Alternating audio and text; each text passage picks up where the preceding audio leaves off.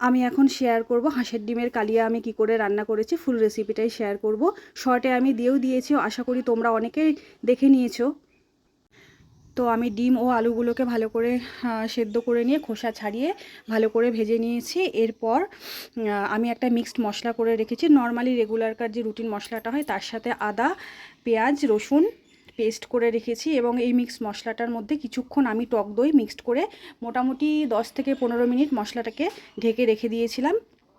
এরপর যথারীতি ফোড়ন দিয়ে 5 ফোড়ন, তেজপাতা, শুকনো লঙ্কা দিয়ে মশলাটাকে ভালো করে কষিয়ে ডিম ও আলুটা দিয়ে ভালো করে কষিয়ে নিয়েছি।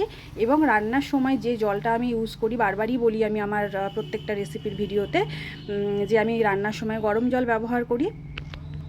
আর রান্না করার সময় আমি লবণটা আগে দিই না, হালকাভাবে আগে দিয়ে রাখি এবং রান্নার শেষে আমি লবণটা দিয়ে দিই।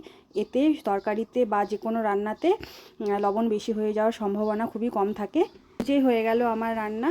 তো আমার এই ছোট ছোট ভিডিওগুলো যদি তোমাদের ভালো লেগে থাকে তো প্লিজ আমাকে সাপোর্ট করো এবং আমার চ্যানেলটাকে সাবস্ক্রাইব করো।